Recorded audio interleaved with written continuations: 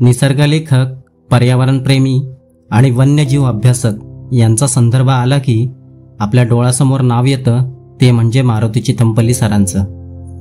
त्यांनी निसर्ग, वन्यजीव आणि पर्यावरणाच्या जतनासंदर्भात अनेक कामे केली आहेत. तसेच वन्यजीव, पक्षी, प्राणी आणि निसर्ग ह्याविषयी विपुल लेखनही केलं आहे. त्यांच्या लेखनशैलीत वैज्ञानिक दृष्टिकोनासोबतच सृजनशीलता आणि संवेदनशीलता जाणवते. त्यामुळेच त्यांची पुस्तके वाचकांना निसर्गाच्या अंतरंगात अधिक जवळ घेऊन जातात. नमस्कार मित्रांनो, मी रत्नदीप आणि तुमचं निसर्गाच्या अंतरंगात मी मनापासून स्वागत करतो. आज आपण चितमपल्ली सरांना हुदाळ्याचं निरीक्षण करताना आलेला अनुभव व त्याचे सविस्तर वर्णन ह्या लेखात अभ्यासणार आहोत. लेखाचं नाव आहे इटिया डोहातले हुदाळे. हा लेख सरांच्या रानवाटा या पुस्तकातून घेतला आहे. चला तर आपण आपल्या लेखाला सुरुवात करूया.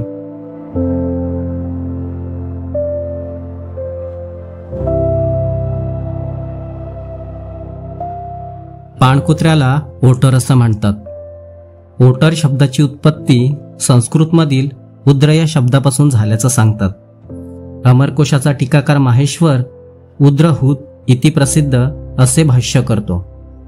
अभिधान चिंतामणी कोशात उद्र म्हणजे जलमार्जार असं अमरकोशाकाराचं अनुकरण करून त्यास पानीय नकुल व वसी असे पर्याय दिले आहेत. हुदाळ्या व पाणकुत्रा या नावानं भंडारा जिल्ह्यात तो प्रसिद्ध आहे. हिंदीमध्ये त्याला उदनी, बिलावा व पाणीकुत्ता म्हणतात, तर मराठीत पाणमांजर, जलमांजर म्हणून संबोधलं जातं. हुदाळ्या हा मुंगसाप्रमाणे दिसणारा चपळ पातळ अंगाचा जलचर प्राणी आहे. तो दिसायला ना कुत्र्यासारखा ना मांजरासारखा असतो. हेमचंद्रानं मात्र त्याला पानीय नकुल, पाणमुंगूस असं मोठं सार्थ नाव दिलं आहे. तो द्रुतगतीनं पाण्यात पोहतो, विलक्षण चपळाईनं बुडी घेतो, शकुल माशाच्या लवचिकतेनं पाणी कापत कापत माशांचा वेध घेतो. जमिनीवरून चालताना मात्र त्याच्या पाठीवर कुबड दिसतं. पाण्यात असो वा पाण्याबाहेर त्याच्या इतका आनंददायी प्राणी नाही. जाळीदार पंजे, नावेच्या आकाराचं अंग व सुकाणूप्रमाणे शेपटी अशी त्याच्या शरीराची ठेवण त्याच्या पाण्यातील जीवनाला अनुकूल आहे. गुजरा परंतु विलक्षण चकवा देणाऱ्या या लाजाळू प्राण्याला रात्रीच आहार विहार करणं आवडतं. तो कोणाच्या वाटेला जाणार नाही, परंतु त्याला कोणी आव्हान दिलं तर त्याच्यासारखा युद्धपटू नाही. तो खूप भटकतो, अगदी नदीच्या उगमापासून ते मुखापर्यंत. नदीतून महानदीवर, गोडी, तळी, सरोवरातून विस्तीर्ण जलाशयात असा जलप्रवास करताना तो वाटेत हुडकी, लहान बेटं, पाण्याकाठची निवाऱ्याची जंगलं, सराणी, त्याच्या पूर्वजांनी आखून दिलेल्या मळवलेल्या पारंपरिक सगरीवरून जिथं त्याच्या आजापणजांनी विसावा घेतला आहे तिथं थांबत असतो. युगानुयुग असंच चाललं आहे. अनेक वर्षांच्या अभ्यासानंतर माझं मत असं झालं आहे की हुदाळ्यांचं निरीक्षण करणं मोठं कठीण आहे. मात्र मासे मारणारे कोळी वा ढिवरांना त्याच्याविषयी इतरांपेक्षा खूप माहिती असते. या बहुमानाला पोचलेल्या ढिवरांना समजून घेणं अवघड नाही. जिथं हुदाळे विहार करतात तिथंच ढिवर मच्छीमारी करीत असतो. मच्छीमारीला पोटी ध्यानमग्नता लागते. ढिवर तासनतास पाण्यात एखाद्या खोडासारखा उभा असतो. जलाशयात बुडून वटलेल्या ओंडक्याप्रमाणे तो तिथल्या स्वाभाविक रचनेचा भाग वाटू लागतो. सर्वांना चकवा देणारा हुदाळा मात्र त्याला दिसतो. गंधर्व नगरीतल्या स्वरांप्रमाणे वाटणारे विलक्षण मोहमयी अशा त्याच्या शिशुलीचे सूर तो ऐकू शकतो. सकाळी पडकवण्यातील गळायला लावलेल्या माशांची मुंडकी तेवढी राहिली आहेत. सारी धडं मात्र हुदाळ्यांनी खाल्ली आहेत हे तो उदास वृत्तीने पाहतो. मला असं सांगावयाचं नाही की हुदाळ्यांना पाहण्यासाठी मच्छीमारीच करायला हवी. मच्छीमारी करीत नसाल तर कदाचित हुदाळ्यांना पाहण्याच्या इच्छेने ती करायला सुरुवात कराल याची शक्यता नाकारता येणार नाही. त्यामुळे इतरांपेक्षा हुदाळ्यांचं तुम्ही निरीक्षण सहज करू शकाल. परंतु मासेमारी न करता तुम्ही इतर जणांपेक्षा हुदाळ्यांना जास्त पाहू शकाल. मी स्वतः मासे मारीत नाही, परंतु माझ्या मनाच्या निश्चयानं मी तर रोज जलाशयातील हुदाळ्यांना पाहतो. त्यांची मोहमयी शीळ एक तांतेने ऐकतो. मला त्याकरता मच्छीमारीचे सोपस्कार करावे लागत नाहीत. मात्र याकरिता मच्छीमारीसाठी लागणारी अवधानता, चिकाटी तुमच्यात असणं आवश्यक असते.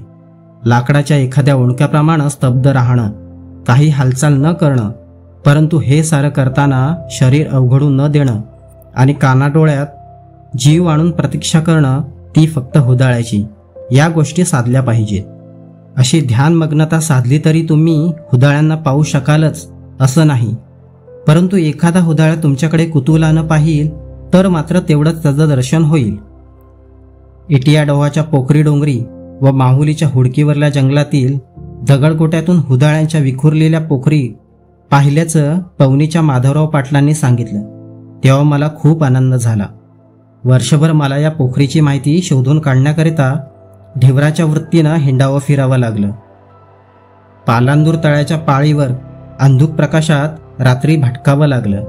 पालांदूर ते चिलीम टोल्यापर्यंत चांदण्या रात्री इटियाडोहाच्या सरणीतील हुदाळ्यांच्या पाऊल खुणांचा मागोवा घेत तिथल्या ढिवरांबरोबर कडक थंडीत अनेक रात्री जागाव्या लागल्या.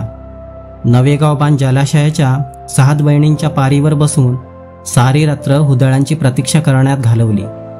हुदाळे जमिनीवर अतिजुन्या पारंपरिक पोखरीत विसावा घेतात. त्यातील कप्पीत संक्रांतीनंतर त्यांची विण होते. त्या पोखरी कप्पी विणीच्या काळात आश्रयासाठी उपयोगात आणल्या जातात. वर्षभर त्या एकाच कुटुंबातील हुदाळ्यांसाठी नसतात. साऱ्या हुदाळ्यांच्या जलप्रवासाच्या वाटेवरचं ते पिढीजात आश्रयस्थान असतं. एकदा तुम्हाला पोखरीची माहिती होऊन जवळच हुदाळे राहत असल्याचं कळलं की ते तुम्हाला भविष्यात केव्हा ना केव्हा हे दिसणार हे निश्चित. भंडारा जिल्ह्यातील ढिवर हुदाळ्यांची पिलं वर्षातील कुठल्याही महिन्यात दिसत असतात असं म्हणत असले तरी जाणते ढिवर मात्र माघ व फाल्गुन महिन्यातच त्यांची वीण होते असं सांगत असतात.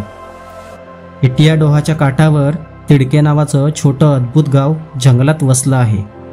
त्या गावात भिवा ढिवर राहतो. अगदी लहानपणापासूनच त्यानं हुदाळ्यांना जवळून पाहिलं आहे.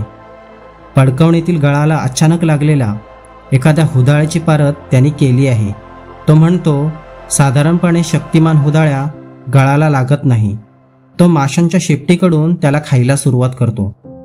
गळाला अडकलेल्या माशांच्या मुंडक्यांना मात्र तो तोंड लावत नाही. चुकून माकून हुदाळ्या गळायला लागला तर गळाचे नायलॉनचे दोर तोडून गळासह सुटून जातो. परंतु भिवाचे गळ मात्र बलवान व पुष्ट बैलांच्या नाकातील मजबूत वेसणीप्रमाणे हुदाळ्याला लागले होते. तेव्हा हुदाळा त्याच्यापुढं हतबल झाला होता. हिवाळ्यातील थंडीत इटियाडोहात लावलेल्या पडकवणीकडे रात्री एकाग्रतेने पाहत असताना गळाला लागलेल्या माशांच्या पाठी चांदीसारख्या तळपत. एखाद्या अवकळ उधाळ्याला त्या पडकवणीचा सुगावा लागताच इतरांना शिशुली मारून खुणावून बोलवताना मी ऐकलं आहे. चिलीम टोल्याच्या ढिवरांबरोबर आकटीपुढं शिकत बसून 4-5 हुदाळ्यांना ती पडकवण पहाटेपर्यंत फस्त करताना प्रत्यक्ष पाहिलं आहे. चिलीम टोल्याचा ढिवर सांगत होता, मी रोज इथं पडकवण लावतो. मला रोज हुदाळे इथं दिसतात. वाघ पाहण्यासाठी गारा करावा त्यातला हा प्रकार वाटला. 50 ओलांडलेल्या भिवा ढिवराला हुदाळ्यांविषयी खूप माहिती होती. साहजिकच आहे, तो अहोरात्र त्यांच्याबरोबर जगला होता. तो एकदा तन्मयतेनं सांगत होता, इटियाडोहाच्या सरणात अजूनही उभं असलेली झाडं कुजून वटून पाण्याच्या पृष्ठभागावर तरंगत असतात. एकदा अशा ओंडक्यावर हुदाळा विसावा घेत असताना बेसावधपणानं त्याला डुलकी लागली असावी. माझ्या पोरानं त्याला तशा अवस्थेत प्रथम पाहिलं. मी वळसा घेऊन डोंगीनं मोठ्या सावधगिरीनं त्या ओंडक्याजवळ आलो आणि हातातील वल्लीच्या एका फटकाऱ्यातच त्याचा निकाल लावला. भिवाचं कौतुक वाटलं. ते तो हुदाळ्यापेक्षाही सावध राहून त्याला उघड्यावर मारू शकला म्हणून. सरणात आडव्या पडलेल्या मोहाच्या पोखरीतून इकडून तिकडे बागडत खेळत असणारी उंदरा एवढी गोजीरवाणी हुदाळ्याची पिलावळ मी एकदा पाहिली होती. पाण्यात ती क्वचित उतरतात. हुदाळ्यांच्या पिलांना पोहायला शिकवायला लागत नाही. झाडांच्या ढोलीतून चोचीनं पाण्यात आणून सोडलेल्या अडई वणकीच्या पिलाप्रमाणे ती आपोआपच पाण्यावर तरंगू लागतात. ती पाण्यात उतरायला कधीच उत्सुक नसतात, पण एकदा ती पाण्यात पडली की काय करावं यांचं ज्ञान त्यांना उपजतच असतं. एकदा तर पाण्याकाठी असलेल्या वृक्षाच्या मुळाच्या समूहात पोखरलेल्या बेळाच्या तोंडाशी पहुडलेल्या हुदाळ्याच्या मादीच्या स्तनाला पिलं लोचून दूध पितानाचं अतिशय दुर्मिळ असं दृश्य मी पाहिलं. पोखरीवर त्यांना पाहायचं तर उंच झाडावर बसूनच त्यांचं निरीक्षण करायला हवं, कारण हुदाळ्याला माणसाच्या अस्तित्वाचा सुगावा हवेतील प्रवाहाच्या साह्यानं लगेच लागतो. उंचावर बसल्यानं तो वास हवेच्या वरच्या थरातून जात असल्यामुळं तो त्याला जमिनीवरून कळणं कठीण जातं. हुदाळे प्रामुख्यानं रात्रीच भक्ष्याकरिता पारत करतात. भक्ष्याचा तुटवडा पडला तर मात्र ते दिवसाउजेडी मासे मारताना आढळून येतात. ज्या ऋतूत त्यांना सपाटून भूक लागते तेव्हा ते खस व गादेच्या आश्रयानं संधी प्रकाशातही सावजाच्या शोधात असतात. ऑक्टोबरच्या कडक उन्हानं इटियाडोआच्या सराचं पाणी आटत जातं.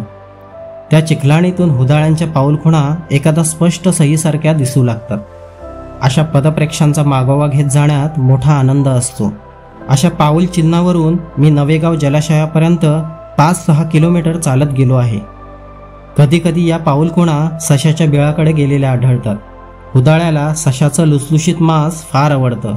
वाटेत उंदीर व घुशी सापडल्या तर त्यांचाही तो फडशा पाडतो. मात्र गावात येऊन त्यानं कोंबड्या बदकं खाल्ल्याचं कधी ऐकिवात नाही. उन्हाळ्यात नवेगाव जलाशयाची पोवन व खत जसजशी कमी होते तशी केमाची लपण नाहीशी होऊन ते आश्रयासाठी इटियाडोहांकडे पहाटेच्या वेळी थव्या थव्यानं जातात. एकदा चांदण्या सकाळच्या वेळी आकाशातून इटियाडोहाकडे त्यांना उडताना पाहून मागोवा घेत गेलो. वाटेत बांबूच्या रांजीत आश्रयाला असलेल्या 2 केमांपैकी एकाला हुदाळ्यानं मारताना पाहिलं. सावजाचा मागोवा लागल्यावरची त्याची चोर पावलाची चाल आणि अचानक केमाला न कळत त्याच्यावर घातलेली झडप, कोल्ह्याच्या एका जोडीनं त्यांच्या तोंडचा हिसकावून घेतलेला घास, असं वनातील दुर्मिळ नाट्य मी यापूर्वी कधी पाहिलं नव्हतं. असं अभूतपूर्व दृश्य कधी पुन्हा पाहायला मिळेल असं वाटतही नाही. दिवस मावळताच हुदाळे सरणातील बेडकी खाण्यासाठी सगरीवरून येऊ लागतात. ढिवर त्यांच्या सगरीवर जाळे लावतात. त्या जाळ्यापासून जवळच ढिवर त्यांची वाट पाहत बसलेला असतो. बेडकी खायला आलेला हुदाळा अवचितपणे जाळ्यात पकडला जातात त्याला काठीनं मारतात. तो इतका सामर्थ्यशाली प्राणी आहे की संधी मिळतात जाळं दातानं कुरतोडून एका मुसंडीबरोबर तो पळून जातो. परंतु शिकार करणं हे काही निरीक्षण नव्हे. मेलेल्या हुदाळ्याची माहिती ढिवरांना मिळत असेल, पण जिवंत हुदाळ्याविषयी ते फारसे काही शिकू शकत नाहीत. हुदाळे मासे मारून खाताना पाहणं मोठं गमतीचं असतं. हुदाळे एका ठराविक जागेवर विष्ठा करतात. कित्येकदा त्यांच्या विष्ठेमुळे तेथील जमीन, दगडगोटे पक्ष्यांनी शीट टाकावी तशी पांढुरकी दिसून त्यांच्या अस्तित्वाचा सुगावा लागतो. त्यांच्या विष्ठेचं पृथक्करण करून त्यांच्या भक्ष्यांविषयी खात्रीलायक माहिती मिळू शकते. कधीकधी ढिवरांनी मारलेल्या हुदाळ्याच्या पोटातील अवशेषांचं निरीक्षण करून त्यांच्या आहाराविषयीचं ज्ञान होतं. हुदाळे इतर काहीही खात असले तरी ते मुख्यतः मत्स्यभक्ष्य आहेत. शकूल व वाम मासे त्यांना खूप आवडतात. नदीतील कोळंबी ते खातात. नदीतील झिंगे कमी झाले तर ते हुदाळ्यांमुळे होत नाहीत, परंतु माशांची पैदास करण्याकरिता केलेल्या छोट्या तळ्यांची मात्र वेगळी गोष्ट आहे. तेथे हुदाळे अनर्थ माजवतात. अशा वेळी घरची कोंबडी पळवणाऱ्या कोल्ह्यासारखाच त्यांचा बंदोबस्त करायला हवा. हुदाळ्यांना नदीकाठच्या उंच डगरी दगडीवरून घसरत डोहात जाणं फार आवडतं. हुदाळे विलक्षण खेळकर व आनंददायी असतात. अशा दरडीवरच्या सगरीवर हुदाळ्यांची खूप प्रतीक्षा करूनही ते दिसणार नाहीत. परंतु तुम्ही भाग्यवान असाल तर त्यांना पाहालही. याकरिता थोडी झोपमोड झाली तरी ती संधी घेण्यात मोठा आनंद असतो. अशी परिचित सगर दिवसाच पाहून ठेवावी. सगरीच्या अगदी जवळ जाण्याचा प्रयत्न करू नये. ही जागा ज्या उंच ठिकाणावरून चांगली दिसेल तेथे रात्रभर राहण्याच्या तयारीनं जावं. कोल्ह्याप्रमाणे हुदाळ्याच्या सवयी वैताग आणणाऱ्या आहेत. त्याच्या वाटेकडे डोळे लावू तेव्हा तो दिसणार नाही, मात्र ज्या क्षणी त्याच्याकडे पाठ फिरवाल तेव्हा तो बाहेर येईल. पण हुदाळ्याची हीच रीत आहे. पालांदूरच्या छोट्या वनविश्रामगृहात मी राहत होतो. जवळच एक मोठं रम्य तळं होतं. त्या तळ्यावर अळई वणकी चरायला यायच्या. ही वन्य बदकं हुदाळ्याला फार आवडतात. हुदाळा त्यांना मोठ्या कुशलतेनं धरतो. तो बुडी मारून त्यांच्या खाली येतो आणि लगेच त्यांना पाण्याखाली ओढतो. या तळ्याच्या पारावर बसून संध्याकाळ ते पहाटेपर्यंत त्याला पाहण्याकरिता कितीतरी रात्री मी जागून काढले आहेत. मी अडई वणकी पाहिल्या. सारस पक्षाच्या जोडीचा घरट्याजवळील अप्रतिम नाच पाहिला, परंतु हुदाळा मात्र दिसला नाही. ज्यावेळी मी हे घडताना पाहिलं तेव्हा मी तळ्याकडे पाहत नव्हतो. जिथल्या गूढ पहाटेच्या चांदण्यात धनचुव्याचा विभ्रांत स्वर ध्वनक्षेपित करीत असताना हुदाळ्या अडईला पाण्याखाली ओढताना दिसला. काही क्षणातच हुदाळ्या तोंडात अडई धरून तळ्याकाठी आला. 5-50 तासाच्या निष्फळ निरीक्षणापेक्षा योग्य जागी ठराविक वेळी गेल्यानं कधीकधी निसर्गातील अद्भुतरम्य क्षण अनुभवाला येतात. परंतु एक खरं की प्रयत्नानं पुष्कळ गोष्टी पाहता येतात. मित्रांनो, सर इथे हा लेख संपवतात. सरांनी या लेखामध्ये हुदाळ्याच्या जीवनक्रमाचा एकदम योग्य शब्दरचनेमध्ये पूर्ण जीवन प्रवास सांगितला आहे. तुमच्या या लेखाबद्दल काही प्रतिक्रिया असतील तर मला कमेंट करून नक्की कळवा व अशाच निसर्गाचे गूढ उलगडणारे लेख ऐकण्यासाठी आपल्या हक्काच्या यूट्यूब चॅनलला सबस्क्राईब करून आपल्या परिवारात सामील व्हा. आपण पुन्हा भेटू अशाच एका निसर्गमय लेखातून. तोपर्यंत काळजी घ्या, निसर्गाशी एकरूप व्हा आणि आपल्या व्हिडिओला लाईक करायला विसरू नका. धन्यवाद.